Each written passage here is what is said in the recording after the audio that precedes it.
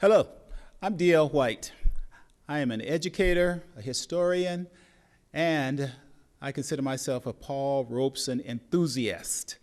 Paul Robeson was one of the most dynamic individuals to grace the past century. He was what was considered a Renaissance man because his ideals were far and above those of his era. He was an individual who embraced the people around the world. He was considered a citizen of the world. This man, who was born to humble beginnings in Princeton, New Jersey, captured the world not only with his voice, but with his passion for life.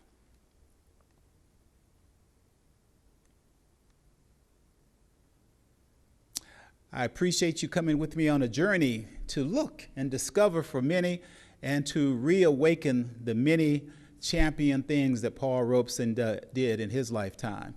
Born in 1898, Paul Robeson grew up in Princeton, New Jersey. His father had escaped slavery, bondage, that peculiar institution. His father was a Presbyterian minister, and while his mother was from a distinguished Philadelphia family, Quakers, at 17 he was offered a scholarship. But early on in Paul's life, his mother succumbed to a very tragic incident.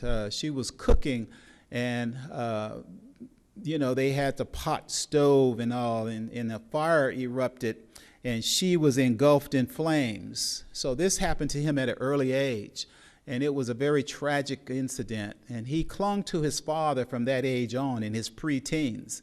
But at the age of 17, after going to high school in Somerset, he was offered a full scholarship to Rutgers. And the interesting thing about this is that for 4 years, other students were writing accumulatively about their year. Paul only learned of this in his senior year. So he had to write competitively or accumulatively over all of his high school years, and he was able to win a scholarship to Rutgers University. At Rutgers, it was just remarkable what he accomplished. He received unprecedented, they say 12 letters, some say 14 letters in 4 years and 5 sports.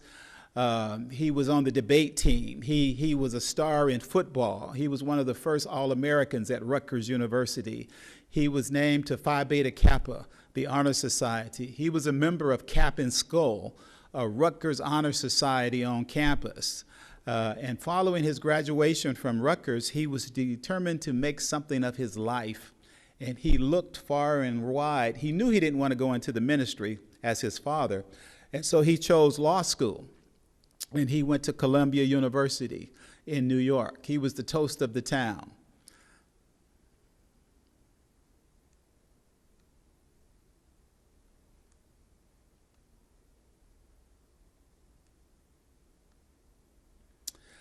While he was in New York attending, when he was in New York attending Columbia University, he began to act, and he began to star in various plays. One of his earliest productions was All God's Children Got Wings in 1924, and of course the Emperor Jones, a role that he championed for many years. And throughout the late 20s and 30s, he was widely acclaimed as an actor and singer. And it was during that time that he became associated with the song Old Man River. It became one of the most popular concert singers of his time. His Othello was the longest running Shakespeare play in Broadway history at that time, running for nearly 300 performances. It is still considered one of the great American Shakespearean performances. He did this while he was in Europe, in England, and London.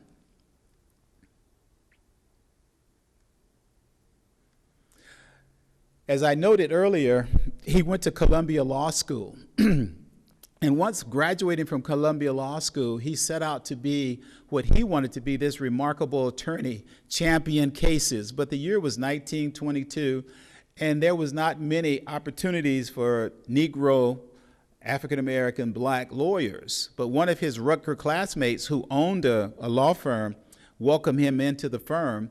And Paul wrote a very unique brief, and the brief won them the case. But when it was learned who wrote the brief, and when he was assigned a secretary, the secretary blatantly refused to take dictation from him because he was a man of color.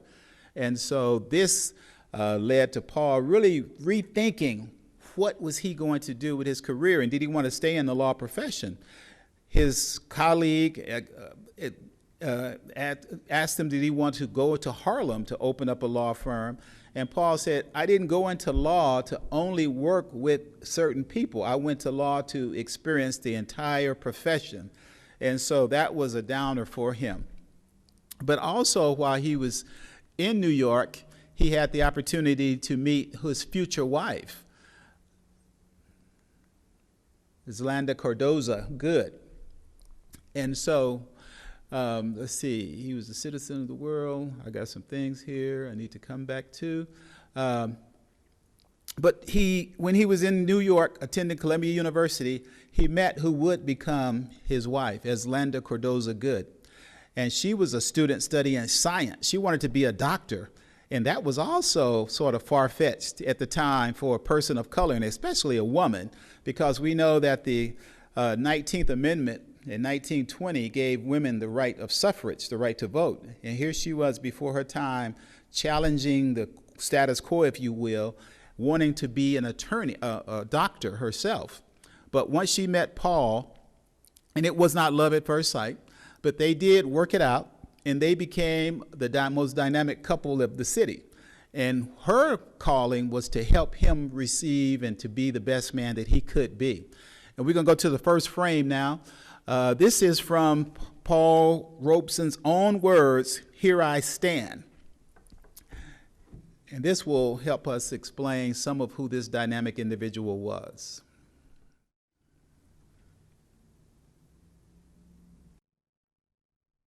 By few artists of his era, a star of stage, screen, radio, and concert hall.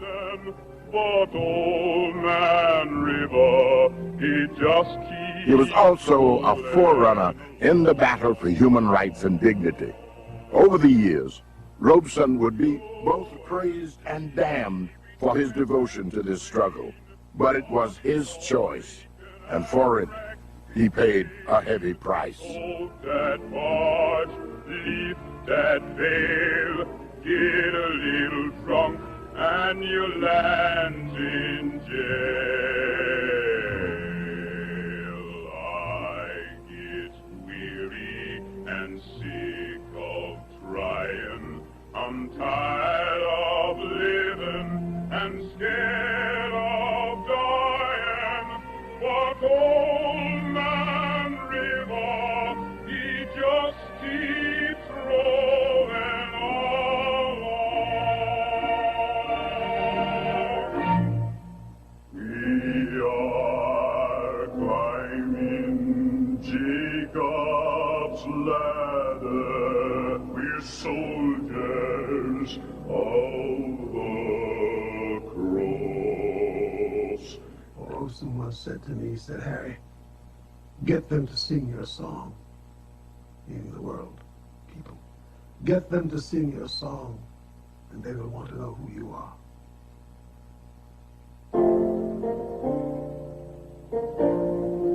I was born of a slave father in a white civilization.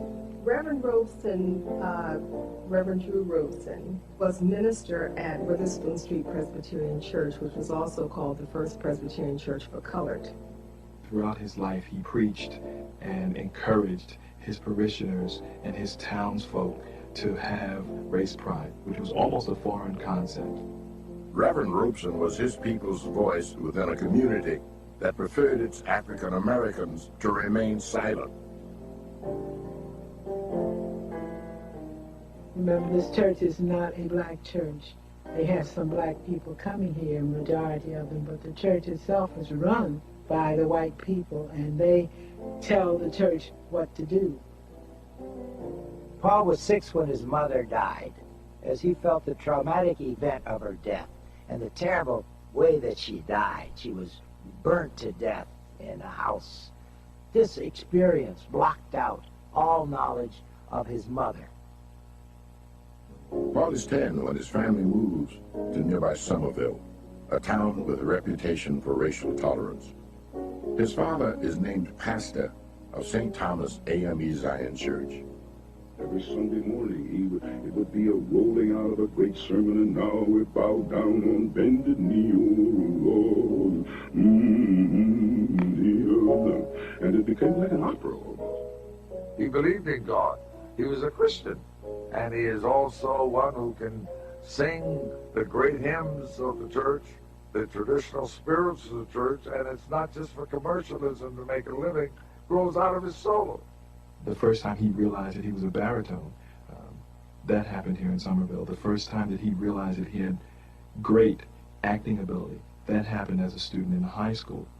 He saw the possibility of the greatness that he would assume. His father bred into him a strong self-esteem. He told him that he was as good as any white man, and there was nothing that he couldn't do if he set his sights on it. In his senior year, he takes a competitive statewide examination and wins a full scholarship to Rutgers. Robeson of Rutgers. I didn't know his first name. I didn't know that Rutgers was a university. It was just a phrase. Greatest football player in America. That's what I knew about him as a kid. So I come to the school, and some of the other players are much older than I. And I'm a Negro, they don't want a Negro on the team. And so one day I'm out on the field, and before you know it, one fellow hits me in the nose, and my nose is bleeding and bloody. Another fellow breaks my shoulder. And then I was on the ground, and a fellow steps on me like that. And I'm completely bloody. His father was the one who told him to go back. And so he went back out after he kind of got himself together. Remember, he went to Rutgers. He was the only black person on campus. His father told him that if you quit, there are hundreds of Negro boys who will not get the opportunity to play. And the next practice, same thing. And I was on the ground, and the man steps on my fingers and takes my nails off of my hand, and they're bleeding. And I become absolutely out of my mind. Sumashitsi. And the man comes by, and I'm about to tackle him, and I take him, and as far as I'm concerned, I'm going to kill him. And the coach blew the whistle and said, okay, Rose, you made the team. They knew forever that if they ever touched me, ever touched this Negro, that would be their lives. No more trouble from then on. I made the team. They said of him that he was one of the smartest football players who ever played. In a sense, football was a metaphor for the way he dealt with conflict. Obviously, playing in his time, a black football player, you had to be impeccable. You never got penalized. You can't be rash. You have to be smart. You can't let anger or fear take over. He earns 14 varsity letters and an All-American citation for football. He sings in the Glee Club, though he is not permitted to accompany them to out-of-town concerts. Racism limits Paul's on-campus social life, but he is popular with African-American students from neighboring colleges. Paul performs brilliantly on and off the athletic field. His father's expectations are realized when, in his junior year, Paul is inducted into Phi Beta Kappa. He was teaching me to be an orator. He died in 1918 in the University of Rutgers, where I went to University of New Jersey and Rutgers. The proudest moment of his life, I won many of the oratorical contests. They have one every year. I had the honor of winning it for 4 years straight. And my third year, which was the most important, he was lying in state in Somerville, 15 miles away. And before he died, he told me that he wanted me to take part in the competition. I won it. I would say his father, from what I could glean, was a wonderful man in many ways, but a little bit emotionally distant, a little even harsh. And the fact that his father died when Dad was only 20, it was a terrible blow. One, he lost an anchor, but two, he hadn't come to resolution with his father. Moving to New York to attend Columbia University Law School, Paul immediately heads for Harlem, now the center of a renowned cultural renaissance. By the time he arrived in Harlem, he was a hero. He was known for this extraordinary record that he had compiled at Rutgers. Twice an All-American football player, a dozen varsity letters, also a distinguished scholar at Rutgers. He already stood out, so his arrival at Harlem was instantly noted. I don't think he had decided, and he said as much, that he hadn't decided what he wanted to be until perhaps his last year in college, when he had to make up his mind. And he decided he didn't want to be a minister like his father wanted him to be. So he said, okay, I'll do law. Not because he had any great love for the law. And as things turned out, he never did. After he got his law degree and was hired by a white firm, one white secretary, he called her in the office and said he needed for her to take down some dictation. And she said, I don't take dictation from niggers.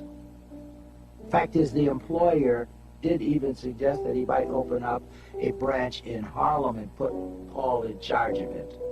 But he told Paul that none of the firm's white clients would really allow him to represent them in court. And he wasn't interested in joining a profession in which he couldn't reach the highest rungs. Paul first appears on stage in amateur productions in Harlem. About this time, he meets Eslander Cardozo Good. It certainly wasn't love at first sight or anything like that. My mother was a Renaissance woman, won a scholarship to Illinois at 15 in chemistry, and wanted to be a doctor, went to Columbia Medical School. She could keep up with him intellectually, she could talk about anything. It was her idea. She made no bones about that. She decided, this man for me. And she decided that the mission on her part of helping him reach his maximum potential outweighed whatever she could do in her lifetime. And there was partly an element of ambition, call it opportunism if you will. In a sense, it would be fair to say he married Mother, partly on the rebound, because Jerry Neal turned him down. She was a young woman from Trenton, whom Dad met when he was a freshman in college, and was really his first love, without a doubt. The new Mrs. Robeson wastes no time in taking over the management of her husband's career. In 1922, he makes his Broadway debut in Taboo. Although the drama flops in New York and again on an English tour, critics recognize Robeson as a potential star. On his return from England, Paul appears on Broadway in the musical Shuffle Along, and occasionally in local concerts. Lazy bones, sleeping in the sun, how you expect to get your day's work done? In the 1920s, like so many other black intellectuals, Paul believed that if individual blacks would distinguish themselves in a variety of fields, whether it be sports or music or theater or film, they would thereby demonstrate that blacks were capable of doing anything as well as any white. In other words, art would prove the solvent for racism. In 1924, Paul is cast in the lead role of the Provincetown Playhouse production of Eugene O'Neill's All God's Children Got Wings. The play's theme of interracial love provokes bomb and assassination threats. The Provincetown Theater was a collection of nonconformists. There were all kinds of radicals, socialists, anarchists, communists. That was what Greenwich Village was, the Bohemians there. When Children is temporarily postponed, Robeson opens in a revival of O'Neill's The Emperor Jones. Paul's performances in both plays are widely praised. While in England with Taboo, Robeson meets the black American pianist and arranger, Lawrence Brown. His meeting with Larry Brown, who was his accompanist for 30 years, was in 1922 in London, and by 1925, they really made a partnership. Just at the Battle of Jericho, against the glad it is. Just at the Battle of Jericho, black wolf coming tumbling down. Lawrence Brown's idea was he's got pride and he wants to take his music, he wants to take our people's music and present it as classic. He was a gay man. He had lots of friends, but he didn't like necessarily being constantly in the public eye. Their first RCA Victor recording quickly sells 50,000 copies. Dad was torn between the purity of his art and reaching a mass audience. Mother argued you got to do some of the garbage, if you want to call it that, if you're going to reach a mass audience. You do that with radio, you do that with vaudeville, you do that with musicals.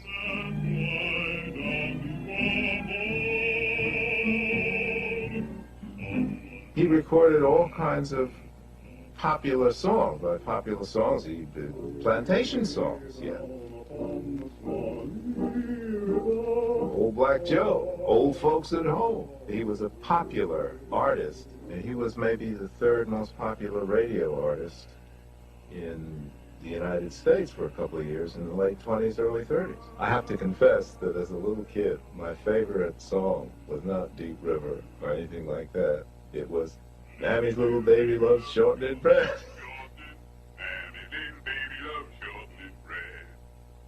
He makes a critical decision in 1925 to do something that had never been done before, and that is to do whole programs of concert music consisting entirely of slave music. Whole programs, and he does this for 5 years.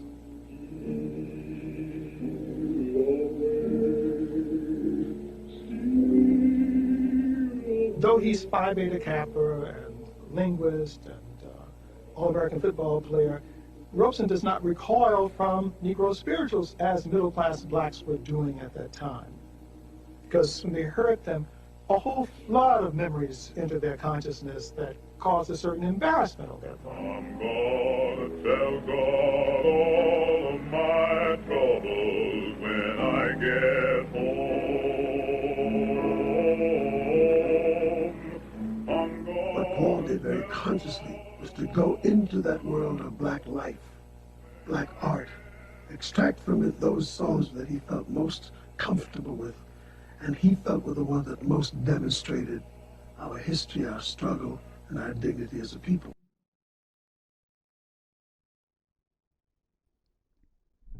Okay, the great Paul Robeson. That gave you a little bit more depth and background into this man, this complex man, if you will. If we could digress momentarily, he noted that his father passed when his junior year at Rutgers, and his father encouraged him to continue to be in the debate competition and to be on the speech team. So it just wasn't about sports. And it was interesting, he graphically and so well described the incident that happened to him when he first went out for football at Rutgers. And, you know, the interesting thing, his father sent one of his brothers up to Rutgers. He was in the infirmary and said, Paul, you don't have to play football, but you're not going to leave the school. And as noted in the bibliography there, his father shared with him, if you quit the team, how difficult will it be for others to come forward later? And so it wasn't just about playing sports. It was about being in school and creating that pathway, creating the opportunity for others who would come after him. And so he did stay. He went on to earn All-American honors. He went on to be Phi Beta Kappa. And as noted, once he graduated from there, actually he was the speaker. He was the valedictorian of his graduating class. And so in 1919, the class voted him the class valedictorian. He gave the graduation speech. They said that he would probably be governor by 1940. Idealistic college students. You know, we always have the better vision for opportunity going forward. And unfortunately, those things didn't materialize. And so Paul did go to Columbia Law School, and that's where he met Eslanda Cardoza Good, as noted in the film there, in the strip. Moving along, while his fame grew in the United States, he became equally well-loved internationally. He began to delve into the research of other people, as noted, he began to sing Negro spirituals. And he made the connection between working class people here in the United States, Negroes, the term used at that time, and other working class people, Native Americans, Hispanics. He connected the working class groups around the world. South Wales, China, Russia. There were working class people in each of these countries, and as he dove and delved into the history of those individuals and began to sing their folk songs, he began to expand his overall knowledge and appreciation of them. Actually, it was in London in the late 1920s when he encountered a group of Welsh miners, the South Wales miners, and they had walked from South Wales to London to protest the lack of safety in the mines. And so they back in those days, they would put canaries throughout a mine. And if the canary wasn't singing, that meant their gas was escaping and it was dangerous. And the miners, the owners of the mine would say, get those donkeys out first, because the donkeys were the working average. You can't replace a donkey, but you could replace all these men. So there were a number of safety precautions even then that they were concerned about. And so the Welsh miners walked all the way from South Wales into London, and it was there Paul was rehearsing for one of his performances in Showboat or another performance. When he encountered them and learned of their story, he went on to make a movie several years later called The Proud Valley. And in that movie, he inserted himself as Big David, and it was starring the Welsh miners. Nobody was making movies about working class people like that, but Paul embraced them after he fed them, housed them at his hotel, and heard their stories. He came back later, and the people of Wales embraced him as well. So that's why he became a citizen of the world. And more than any other performer of his time, he believed that the famous have a responsibility to fight for justice and peace. It was noted that he felt that if he could show that he had a great ability, this talent, and that was almost the same concept embraced by Dr. Carter G. Woodson, who is regarded as the father of African American history. It was Dr. Woodson in 1926 who introduced Negro History and Achievement Week. And Dr. Woodson in 1915 created the Afro-American Research Center to do extensive research in the contributions of Negroes, Afro-Americans, if you will. He was one of the first to use that term, and their contributions. He learned that in 1893, Dr. Daniel Hale Williams performed the first successful open heart surgery. He went on to learn that Matthew Henson accompanied and was one of the first to scale the tallest mountain there. And he learned so many other things. He learned that Esteban Nico in the late 1500s was a Spanish explorer, El Conquistador, who journeyed to this country with the Spaniards, and it was him who ventured into the Southwest and did so many other things. Just a number of contributions that was not reported or recorded in history books and certainly in educational manuals at that time, the 20s and 30s. Many of them still lack that information. But Dr. Woodson believed that if the people, the majority of the population, knew of these contributions, it would open the door for greater respect for the Negro. And Paul Robeson championed that same cause himself. Paul Robeson was admired and befriended by both the general public and prominent personalities, including Eleanor Roosevelt, First Lady Eleanor Roosevelt, W.E.B. Du Bois, Joe Louis, Paul Neruda, Pablo Neruda, Lena Horne, Harry Truman, President Truman. While his varied talents and his outspoken defense of civil liberties brought him many admirers, it also made him enemies among conservatives trying to maintain the status quo. And as we move to our next slide, the love and respect that was shown for this individual began to take a turn in the late 30s, 40s, after the conclusion of World War II. As noted by his son, and one of the commentators in there, you saw Harry Belafonte, You heard his son, Paul Robeson Jr. They noted that Paul Robeson at one time was the third highest selling singer in the United States. He was producing and selling records at a great clip. He was earning income, and we learn later as we go forward that he began to trouble some individuals by his statements because he stood up for justice long before the civil rights movement of the late 60s and the Voting Rights Act and all of that. He was one of the most popular individuals of his era, making movies, singing, and doing those things. But even beyond that, he was a social activist. He saw what was happening in the community, and especially after World War II, when fascism was on the front page and America went to war to fight against fascism and the segregation that's happening around the world. And so much of that was happening here at home, here in the United States. And he, following World War II, when he had one of the top-selling records then, Ballad of Americans, the Ballad of Americans. It sold millions of copies, and he donated much of that money back into the war cause and to help with the defense. And it was after that war, World War II, when unfortunately the passing of Franklin Delano Roosevelt and the presidency of Harry Truman, that he went in and spoke to President Truman, and talked about what was happening to Negro soldiers coming back to the United States, because many of them going home in the South were being lynched. They were being castrated. They were being killed. Their uniforms were being torn off them.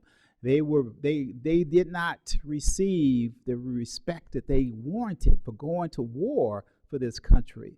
And Paul Robeson went in and talked to the president, had a conference with him, and said, President Truman, this is happening in these United States. According to the 14th and 15th Amendment, we are citizens and we are due protection under the law. And the right to vote was being denied in the Jim Crow South and across the country for that matter. And Harry Truman failed to act on these things. And Dr. Paul Robeson said something that Malcolm X picked up later. Malcolm X said, the ballad of the bullet or by any means necessary. 20 or 30 years earlier, Paul Robeson stated the same thing. If you won't protect us, then we will protect ourselves. And it became one of the battle cries that he enforced for the next century, the next 10 years, saying that, we deserve the respect in this country because we've gone to fight for this country and we've stood fast to defend this country. So therefore, we warrant that same recognition and respect of anyone else. And so as we go to the second slide, some of that will be highlighted, and then we'll come back and discuss that. Thank you.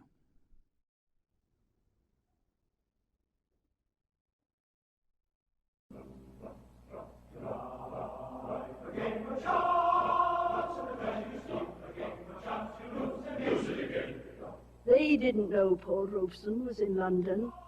They never thought they'd ever meet him. But they did, because he was performing at the Drury Lane Theatre with a stage show of Showboat. He was coming out of a performance of Showboat, a matinee, and a group of Welsh workers who had walked from Wales to London were singing in the streets. So Dad heard them singing, and on impulse, he fell in with them. Union men had been locked out of the pits by mine owners, determined to crush their protest against inhuman working conditions, miserable pay, and few, if any, benefits.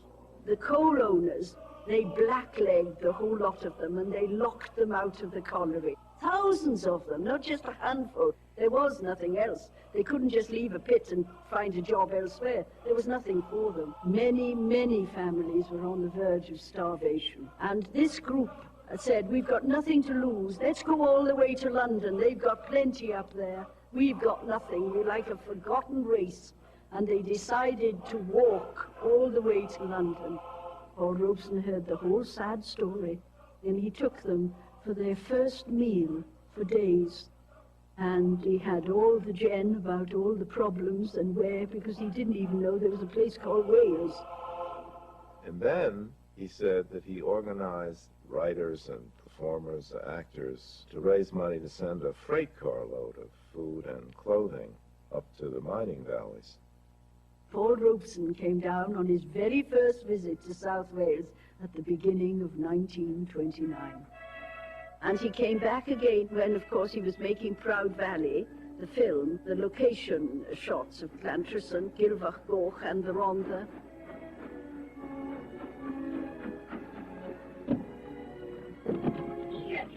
What the hell do you think you're doing, eh? Sorry, Frank. I didn't see it. You didn't have films about miners, and certainly miners who were heroes or martyrs. Back to work with no repining, all through the night. Overhead the stars are shining, all through the night they're singing. Dream not of what we are pleading, morning sun brings love and feeding.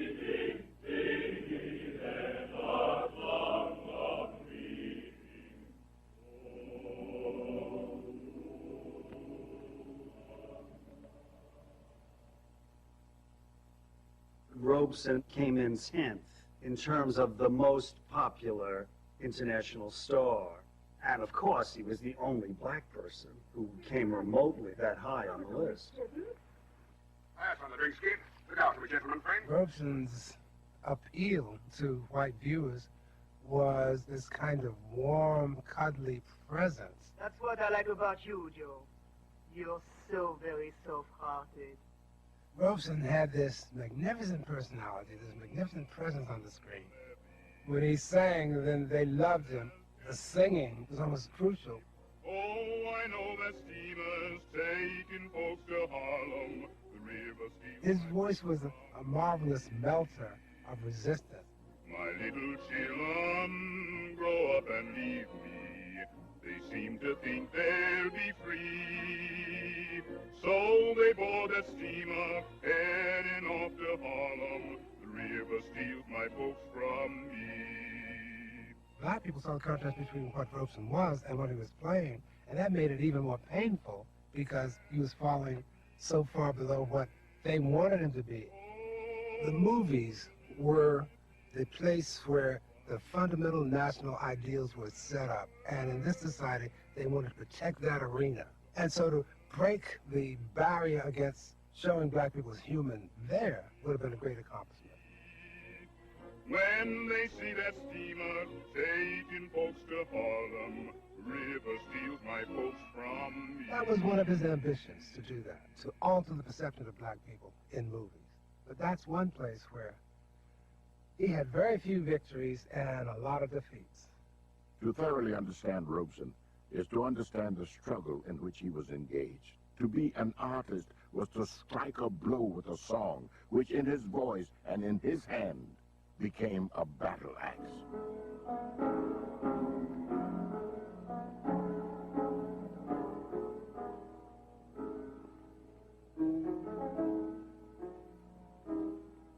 There's an old man called the Mississippi. That's the old man I don't like to be. What does he care if the world's got troubles?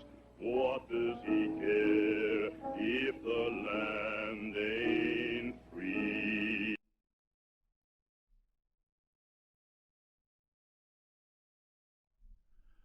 Okay, as we see, Paul Robeson, the singer, the performer, became Paul Robeson, the activist. And this was something, no doubt, he got from his father, who was a Presbyterian minister, fired in Princeton, and later moved to Somerset.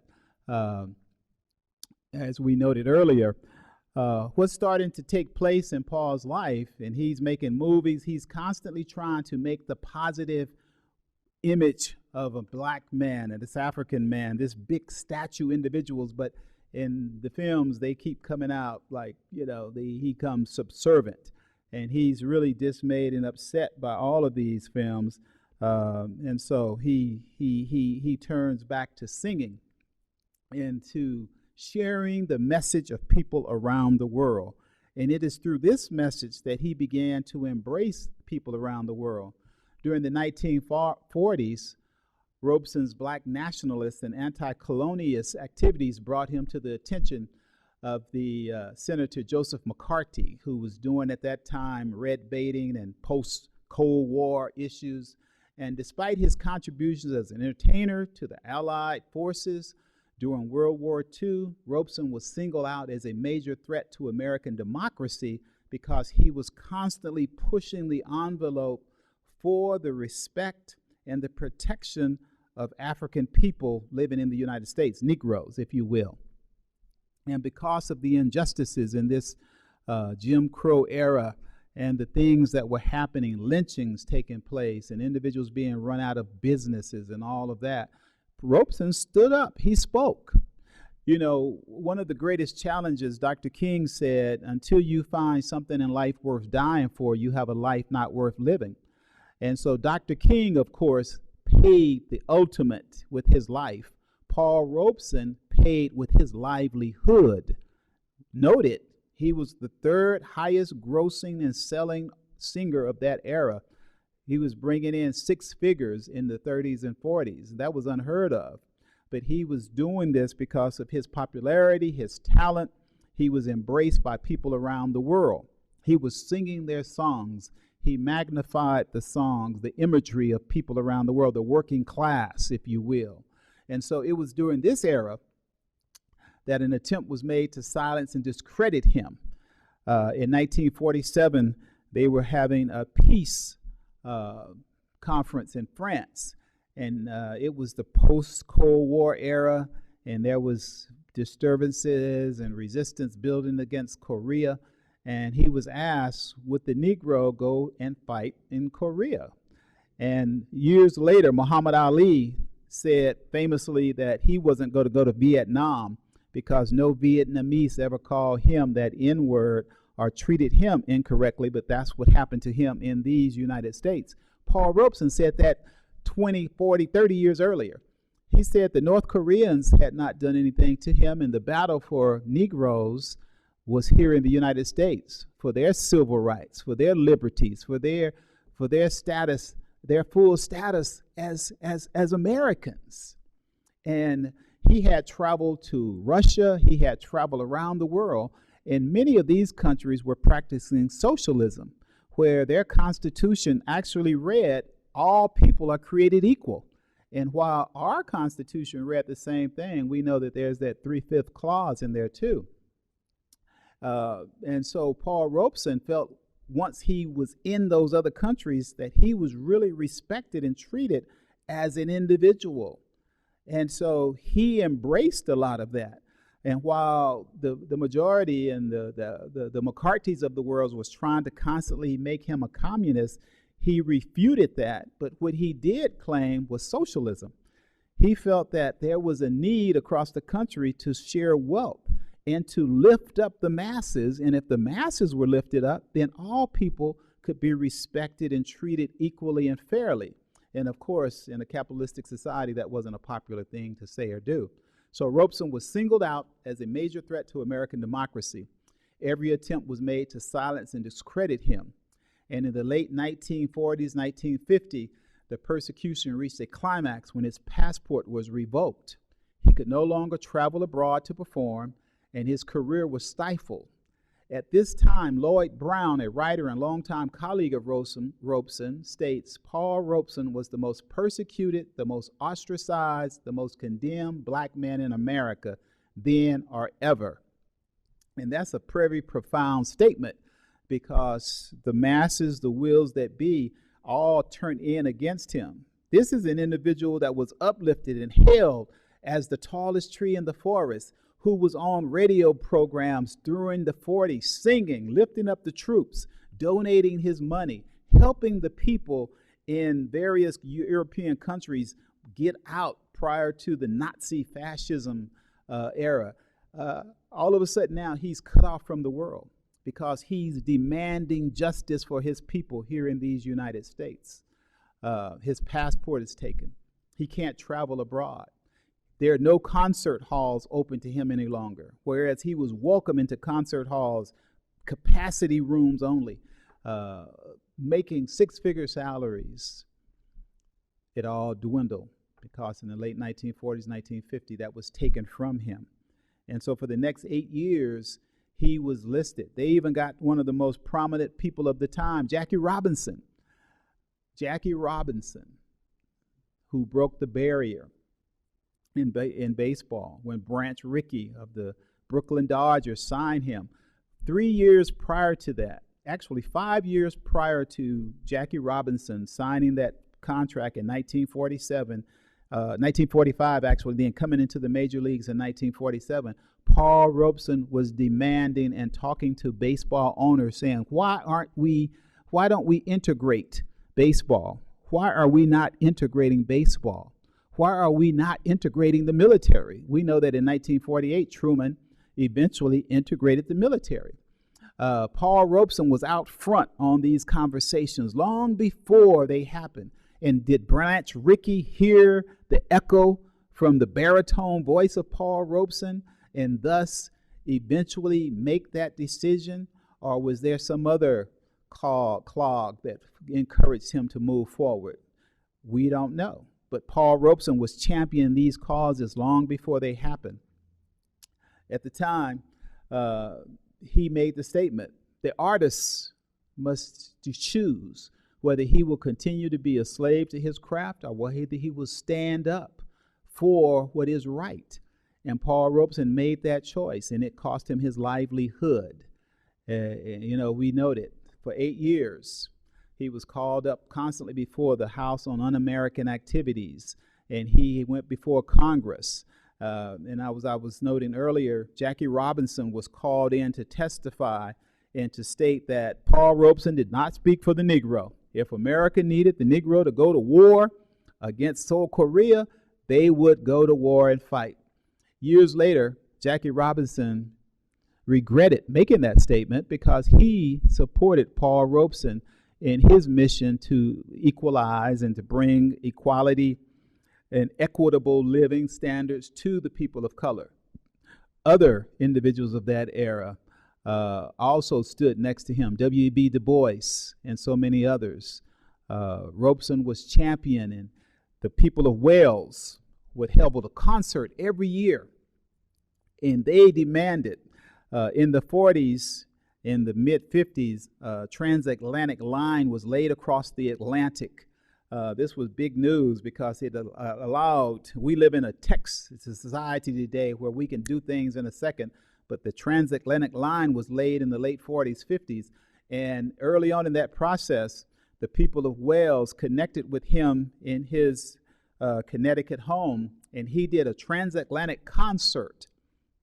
He did a transatlantic concert, one of the first transatlantic concerts of that era, and he sang and participated from that standpoint. Today we do things virtually, but he did it through a transatlantic phone call where he greeted the people of Wales and began to sing, and they appreciated that, and they demanded that America allow Paul Robeson to set him free. And one of the earlier things that I sort of skipped over, not only did Paul Robeson become aware of the people around the world and the working class people, it was during this time that he also connected to his own roots. And he became more aware of the fact that he was African. And, his father was, of course, born in bondage and toiled in that particular episode of life. But it was during this era, meeting African scholars in London, that he began to embrace the fact that he too, his roots, his life, his people actually were of the African continent. And so he began to not see himself as just a Negro, quote unquote, but as a person of African heritage, Afro-American.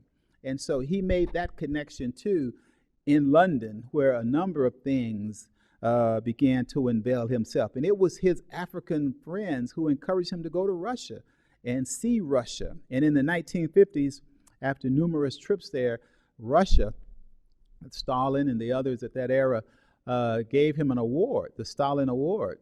And they acknowledged him for being the citizen and the peacekeeper, the person who embraced unity. And they named a mountain in his honor in Russia, Mount Robeson, if you will. And we'll go and conclude with our last slide. This went on for years, from 1950 to 1958. He couldn't travel out the United States, but one of the great things that started to avail to Robeson was black churches started to open up to him, and he would go and sing in the various churches across the country, in Pittsburgh and Atlanta and Chicago. And eventually his passport was returned, and they said that he was right. You know, what he was saying was right. He just was saying it before they were ready to hear it. Paul Robeson, the Renaissance man, iconic, a remarkable individual.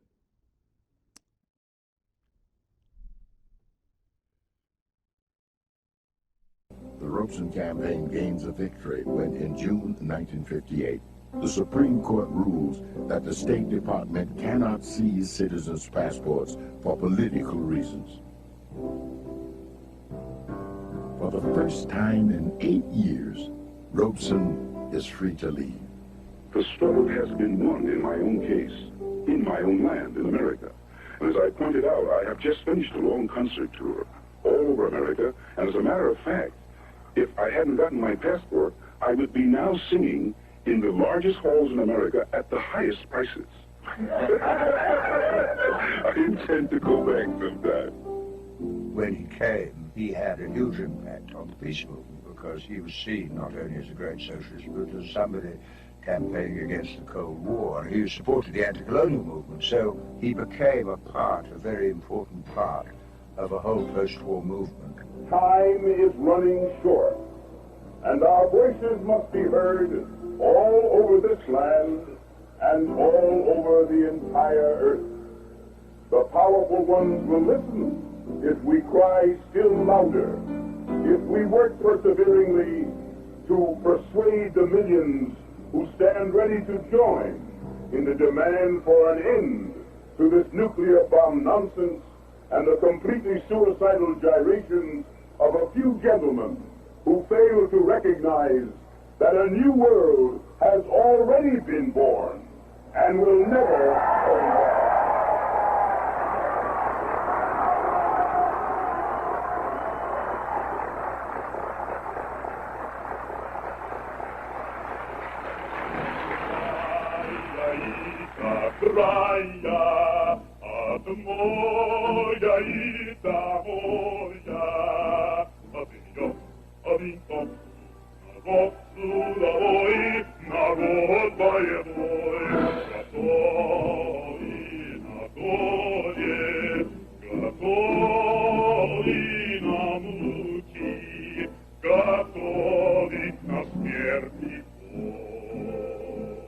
Tremendously buoying to him, the tumultuous reception he gets when he returns to Moscow. And it seems to repair the bruises of the isolation of more than a decade.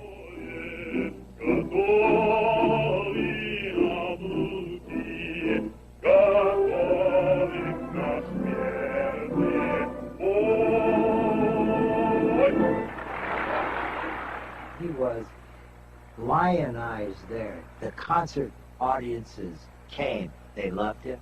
They loved the way he sang their language. Then they named a mountain, one of their highest mountains, after Paul Robeson. We have been given a sanitized myth of Paul Robeson. What we get is the marvelous singer, the great actor, the minister to the McCarthyites, but what we don't get is the 40-year history of defense and support for a movement based upon terror and mass murder. Even after the 20th Congress, even after the Soviet leadership themselves acknowledged that Stalin was this mass murder, acknowledged the crimes of Stalin, Robeson keeps on.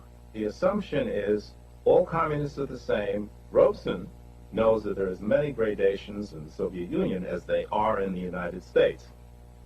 Dad, when he entered that system, was always with the reformers. He did what he could to help them against the other guys. In his opinion, the main enemy of mankind, humankind at the time, was not Stalin, not the Soviet Union, but the right wing of the United States. He wasn't going to himself become an obstacle to the possible future resurgence of socialism by giving any ammunition to the enemy, the conservative capitalists. Paul Robeson sees the Soviet Union as a bulwark to the colonial liberation movement. So his own personal views of them now was combined with the fact that he saw that the Soviet Union is somebody who was going to help other countries get free of imperialism. Africa novi, rwódza akowi, słońce swobody wstaje. At the very center of Robeson's world vision, both culturally and politically, was a vision of the role that might be played by the newly emerging former colonial nations of Asia and Africa.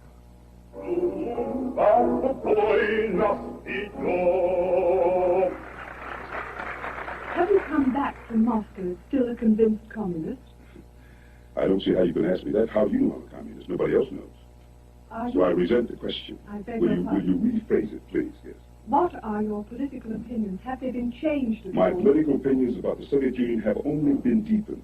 As I said in the Soviet Union, I am a believer in socialism, and I would say with Dr. Du Bois that I believe that the socialist lands, in the sense of the Soviet Union, China, and the people's democracies, are the hope.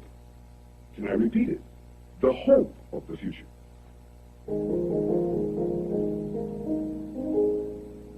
I know that all left-wing parties in Britain claim it was their pressure that got him out of America.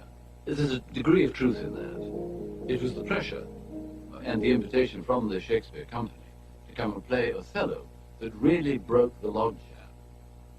He had an immense effect, not because he was a political animal, but because he was a great, great artist. I think the Americans felt that they would be so embarrassed if this great artist were refused permission to come and play Othello in Stratford. Well, we're in the wings of the Stratford Memorial Theatre, where everybody's getting ready for the dress rehearsal of Othello, in which both Paul Robeson and Mary Yore will be appearing at Stratford for the first time. I learned how to play with other actors, you know. Being a solo singer, you walk on the stage before you know it, you're out there doing your piece. So I just used to wait for that big speech and let it roll. So I feel I've learned a tremendous lot from this production. Arise, black vengeance, from thy hollow cell. Yield up, O love, thy crown and hearted throne to tyranny. Swell. Well, yes, it could be done. But Miss Richardson said, now, Paul, now, wait a minute now. Just get some truth here. Don't quite roll it out so much. He didn't have a lot to learn about Othello. We all had a lot to learn about the roles we were playing. One day in rehearsal, Tony said, I think it would be absolutely marvelous if we improvised the first jealousy scene. So Sam Wanamaker, who was playing Iago, immediately went to a different place on the stage, moved in different places, spoke his own lines. Well, Iago's telling me, well, now, something's going on here. Beware, my lord, of jealousy. Well, what are you talking about, fellow? We've come clean here. What are you talking about? Give me the... And I said, well, I don't think that's all right, my wife. Pardon. Then suddenly he says, well, now, since you give me the right to say so, I'll let it out. I looked to your wife, I looked at Ken. Man, what are you talking about? You mean that? You, whom I trust so much, telling me that I must watch my wife Cassie? Then I translated back to Shakespeare, but it makes no sense that way. It was agony for him. He wasn't sure ever that he would remember the next sentence. I would say I encountered a very fatigued human being. And I don't say a tired actor, because the fatigue from that is slightly different. I thought there was a greater fatigue, a deeper fatigue. When in the all of us most need. There'd been a big family argument between him and my mother as to whether he should return to the U.S. He'd been in Europe long enough. That was his feeling. She liked being in London, and she liked being Mrs. Paul Robeson. Also, he was kind of tired. He'd done Othello. His health had deteriorated. He had the beginnings of heart problems. Mr. Robeson, you've been distinguished as an actor, a singer, and as a recording artist for some 40 years now. Have you any thought of retirement? Well, no, to speak very frankly, no. One of the reasons, of course, that retirement wouldn't particularly come in, you'll find that out as I begin my singing. I sing where I speak. For about 8 years, you know, it was very difficult for me to work in America. When I came back to London in 1958, I started again, played Othello, and been singing, TV and records, and doing pretty well. In '61, he made up his mind. He was going to come home, and on the way he's going to go to the places that he couldn't go because of the passport restrictions, namely China, Africa, and India, and last but not least, he decided to drop off on the way and say hello to Fidel Castro in Cuba. And the Freedom of Information Act documents show that the FBI and CIA found out about it. Certainly they would have had a motive to keep Paul Robeson from sitting in Havana, Cuba, with Castro when they tried a Bay of Pigs. He lands in Moscow looking fine, lecturing, singing a little bit. All of a sudden, Cut his wrist. And one could see the scars. But he never talked about it. they found him early enough so that he didn't bleed severely enough to be in danger. He recovered rapidly under the Soviet doctor's recommended treatment. His story was that there was a wild party in his chambers. To this day, I believe that it would have been easy at that party for someone, person unknown, to walk in and drug him. The drug BZ, developed by the CIA under a program called MK Ultra, is designed to make people paranoid and to make them suicidal. All of the doctors that I talked to said there's no need to look for a conspiracy theory here. Robeson had what is sometimes called a delusional depressive disorder and other times called a bipolar disorder. It is a myth that he was suffering over the years from the classic cyclic depression. There's no such medical evidence throughout his life, period. Islanda came from London and stayed there with him. And that memory of him sitting in his room with Islanda next to him, and Islanda saying, "Now we must do our exercises, Paul." And my heart broke. It was so sad. But he recouped from that well enough to go back to London with her. In London, he started to deteriorate within days. He winds up in the Priory Hospital, which is a psychiatric hospital on the edges of London. Without consulting the Soviet doctors, these folks in the Priory started him on electroshock within 36 hours of his admission, which, over time, ballooned to 54 electroshock treatments, which is outrageous by any standards that are now. Okay. A great human being, a great individual who embodied the persona of an individual who embraced life as it whole, now is succumbing to possibly an artificial type of stimulant, and where is it administered from? Once his passport was returned, Robeson, as noted in the short film strip there, began to travel and give concerts in England, Australia, all around the world. But the years of hardship had taken their toll, and after several bouts of depression, whether it was induced from some artificial source or not, he was admitted to a hospital in London, as noted, and he was given shock treatments.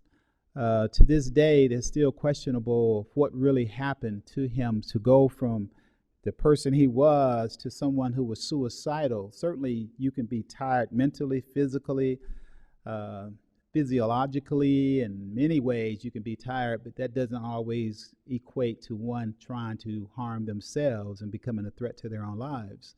And so there was something there. His wife passed in 1963, which was another double blow to him. And when he was misdiagnosed and given shock treatment, his son, one of the narrators in the film, came to his side and took him back home. This great individual from a college standout student athlete, a scholar, world renowned for his singing ability, lived his last years in Philadelphia with his sister Miriam.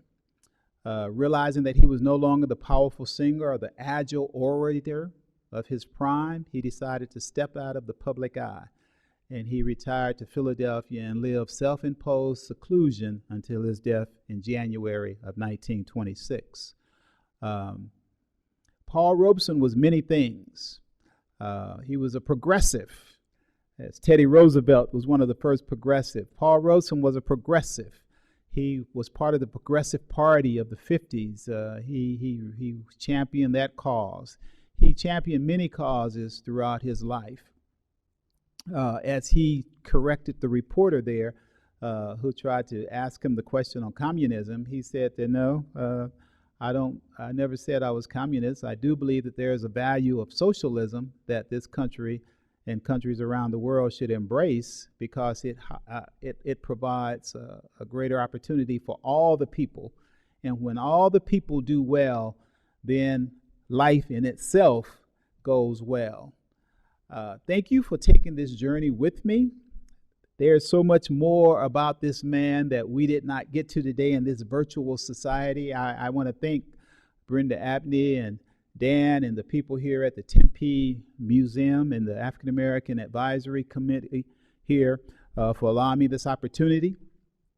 I've done this twice before in a natural setting. This is a virtual setting. But the story of Paul Robeson is one that resonates. It resonates throughout the year. He was born on April 9th, 1898. And it's a story that should be told year after year to generations to come, because this is a story of resilience. This is a story of achievement. This is a story of resistance. This is a story of someone standing fast on their principles and not, as he say, moving one iota. The great Paul Robeson, iconic, Renaissance, but more than that, he was a person of the people, a citizen of the world. He championed the cause of individuals here, his own people, and those around the world. And because of that, he was loved, respected, and admired. Thank you so much. Stay safe. And ideally, we'll see you next year in person.